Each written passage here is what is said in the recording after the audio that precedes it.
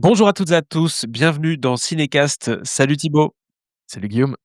Cinécast, c'est l'émission qui vous fait découvrir les dernières sorties cinéma et streaming. Et avant de plonger dans notre film du jour qui s'appelle Julian, pensez à vous abonner sur la plateforme de votre choix, à liker la vidéo si vous êtes sur YouTube ou à laisser un avis sur votre application de podcast favorite. Alors, Julian, enfin Julian, je dis Julian parce que vous êtes un film belge. Et voilà, Julian, je vais y arriver. Sort le 29 octobre dans les salles belges et le 4 février en France. Donc un petit peu d'attente. 4 février 2026, je précise. C'est un drame de chez nous, belge, réalisé par Cato Custers avec Nina Meurice et Laurence Routoft. Alors de quoi ça parle, ce film? Déjà, il faut savoir que c'est adapté d'un livre, hein, du livre qui Ouais. s'appelle, enfin qui a le même nom, de Fleur Piret. Et ça parle donc de Fleur et Julian qui tombent follement amoureuses et décident de se marier dans chaque pays où leur union peut être légalement reconnue. Ça fait combien de pays ça, Thibaut?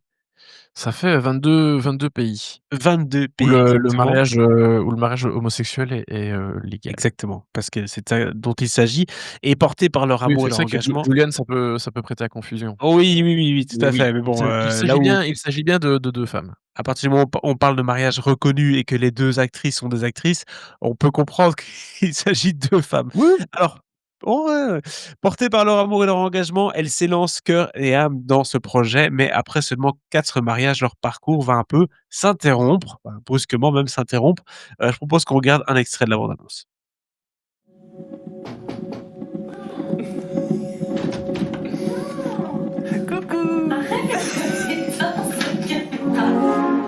Je t'aimerai toujours.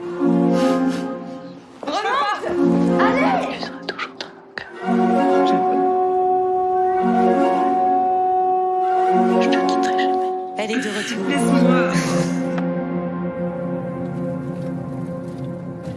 Je veux juste me marier avec toi.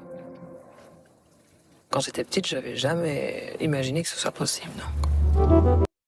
Voilà, donc un film belge, hein, à beaucoup d'égards. Et en regardant la bande annonce, on peut comprendre, oui, en effet, c'est un film belge, ça a tous les caractéristiques du film belge, en tout cas. Drame social, enfin social, si, c'est un peu, mais Oui, oui. filmé Oui, un bah peu, oui, sauvagement.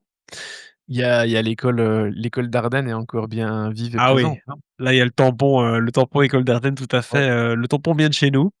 En plus, Mais le film est écrit, bah, par la réalisatrice Cato Custers, mais aussi coécrit par, Angelo Tyson qui est le notamment un des scénaristes, co-scénaristes, de Lucas Dont, hein. Il a écrit, Girl, ouais. Angelo Tyson. Donc, voilà, on sent aussi qu'il y a une certaine filiation et quelque chose de très cohérent dans les films qu'il écrit, et ça se ressent clairement dans Julian. Alors forcément, on l'a compris, ça parle donc d'un amour entre 2 femmes, ça parle d'une volonté de se marier, une volonté d'un peu d'aller contre cette règle qui n'est pas autorisée dans tous les pays du monde et alors du coup de dire: «Bah, vas-y, on va partir ensemble sur une route, pour accomplir tout ça». Donc c'est déjà un postulat de départ qui est intéressant et qui a une symbolique assez forte. Bah oui, et en fait, donc, on a dit que c'était adapté d'un roman, enfin d'un livre, écrit par, Fleur Pirès. C'est une histoire vraie. Il faut le préciser aussi, c'est pas juste un D'accord. film, c'est pas juste un bouquin, c'est que c'est l'histoire de Fleur Pirret, et donc de Julian, et que voilà, c'est pas de la fiction pure. Bien sûr, il y a des choses qui sont certainement, fictionnalisées ici, mais voilà, c'est quand même basé sur cette histoire vraie de ces 2 jeunes, femmes, une Belge et une Française, qui vont se marier et qui vont décider de se marier dans chaque pays où c'est légalement possible.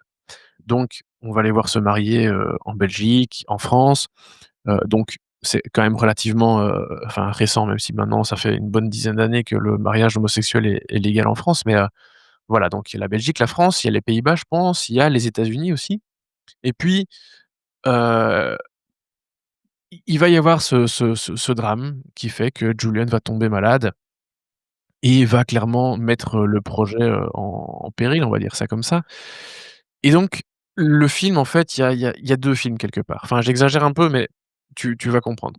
Moi, ce que j'aime beaucoup, c'est ce côté où on a, ces 2 femmes qui se lancent dans ce projet, hyper symbolique, bien sûr, parce que te dire que tu vas te marier dans tous les pays où c'est légalement possible, enfin, faire un mariage homosexuel dans tous les pays où c'est légalement possible, évidemment, symboliquement, c'est fort parce que, bah, en fait, il y en a assez peu. J'ai dit 22 pays, à ce moment-là où c'était possible. Tu te dis sur, 100, je sais pas, 150-170 pays, dans le monde entier, quelque chose comme ça. Tu dis Ouais. 22, ah, c'est pas grand-chose et donc autour, il y avait, cette idée de, heu, enfin, d'en faire quelque chose, pas juste se marier, avoir les papiers. Il y a aussi toute cette volonté de tu peux monter un projet derrière et avoir un côté un peu plus militant et se dire, voilà, il y En a fait, il y a il y a une portée politique derrière le projet, tu vois? c'est ce que j'allais dire, en fait, ce film, quand tu comprends, en tout cas la première partie du film dont tu parles, c'est un peu le côté ode à l'amour universel, à une visibilité LGBTQ, et toute la tendresse du couple, et une sorte d'activisme un peu politique. Et Mmh. donc tous ces points-là sont intéressants et encourageants même dans ce narratif-là.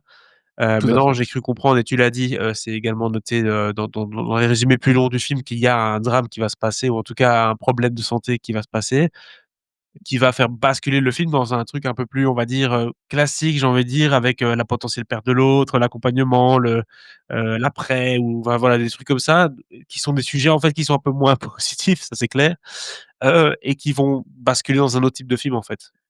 Bah, oui, moi, c'est un peu la partie, qui m'a enfin, qui m'a moins plu.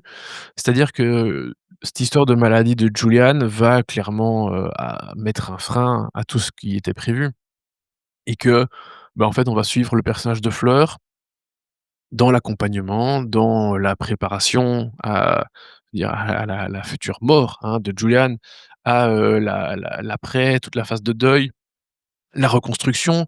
Au final, qu'est-ce qu'elle va faire de ce projet une fois que Julian, sera décédé, tu vois?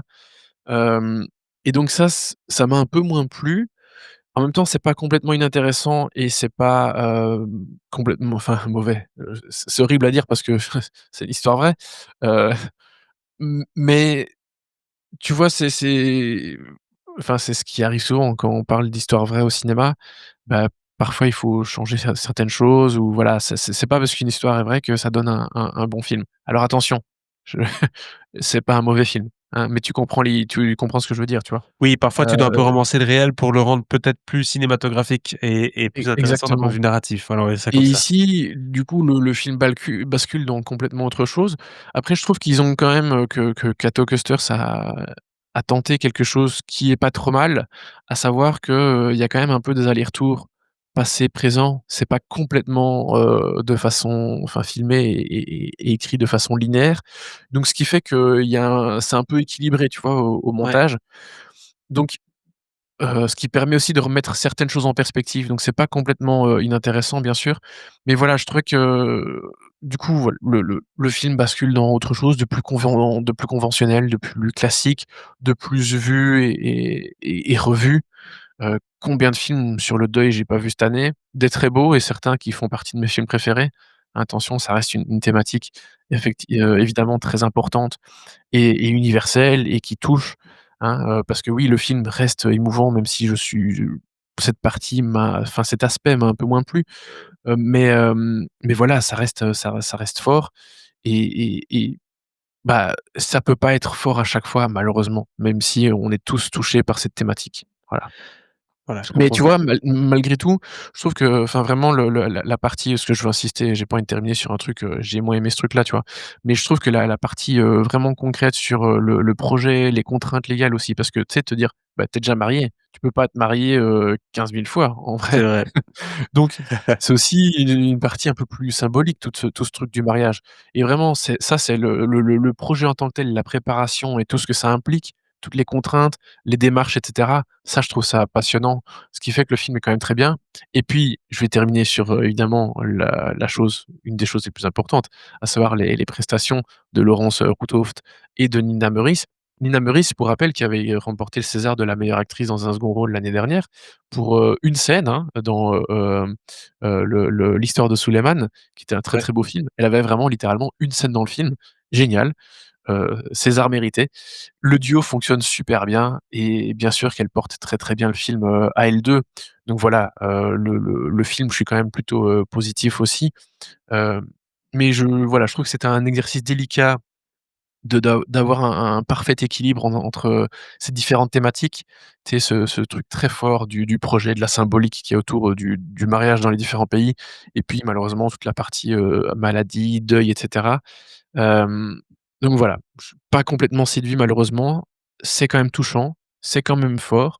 Donc voilà, en tout cas, c'est un très beau premier film qui mérite clairement d'être vu. Il a commencé sa carrière en festival à Toronto, donc quand même un festival, assez prestigieux. Donc voilà, on lui souhaite quand même une très belle carrière, dans les festivals et dans les salles à ce Julian de Kato Custers. Et puis comme on l'a dit, les frères Dardenne ont fait des bébés en Belgique, Ah ça, puisqu'on a, toute une relève qui est là et qui est prête à reprendre le flambeau de notre film belge, on va dire, avec notre savoir-faire, social, notre point de vue, notre regard aussi qui est souvent assez, conscient, on va dire. On est assez conscient des problèmes qu'on peut avoir dans notre société et on les expose oui, plutôt bien. Tu parlais d'Angelo effectivement. Tyson, mais on parle aussi ici de la réalisatrice puisque c'est son premier film, Kato Oui, Custers oui. ou encore de Laurence Routoft qui n'a pas eu de rôle, à part, ce film-ci pour l'instant. Alors si, si, elle a Ah fait d'accord, beaucoup de si, si, beaucoup de séries télé, beaucoup de courts métrages. OK. Je pense peut-être l'avoir déjà vue dans un court métrage ou l'autre, mais voilà, c'est quand même des trucs très, très flamands que globalement on n'a pas Oui, vraiment enfin, vu, 1re de du coup, notre grosse côté de apparence, la on pourrait frontière dire, oui. linguistique. 1re grosse apparition. Du coup, quelle note on Ah oui. donne ici, pour ce film, Thibaut? Beh, je donne, 2 étoiles et demie. Pareil, tu vois, un peu comme il y a des choses que je trouve très bien, mais je suis pas convaincu et conquis entièrement, malheureusement. Mais voilà, je trouve que 2 étoiles et demie, c'est entre 2 et 3 étoiles, c'est quand même une bonne note, hein. Attention, faut pas se dire, Ouais. sachant que pour ceux qui n'écouteraient pas le podcast régulièrement, je donne rarement plus de 4 étoiles. Il y a eu des exceptions cette année, j'ai donné des 5, mais c'est vraiment excessivement rare. Donc voilà, Et 2-3 étoiles, c'est déjà très bien. et déjà, sachez-le, 2 étoiles, on considère en Belgique avec le système des étoiles que c'est déjà un bon film, hein. 2 Oui, étoiles, c'est oui. un bon film. Oui, 3 étoiles, oui. tu commences à rentrer dans une sélection de films qui sortent du lot. Alors, voilà, donc c'est et puis 4, forcément, on est encore plus haut, mais donc 2 étoiles, c'est déjà un bon film. 3 étoiles, forcément, c'est un peu plus, mais malheureusement, Voilà. on n'y est pas encore. Voilà, entre 2 et 3, c'est là que se situe la vérité, comme vous le savez. Alors n'hésitez pas à nous dire un peu dans les commentaires ce que vous avez pensé de ce film. Amis belges, évidemment, puisque amis français, ça va on doit attendre un petit peu. Je rappelle la date de sortie, 4 février 2026. On se dit à très, très bientôt pour de nouvelles critiques. D'ici là, abonnez-vous au podcast sur la plateforme de votre choix. Ciao, ciao. Ciao, ciao.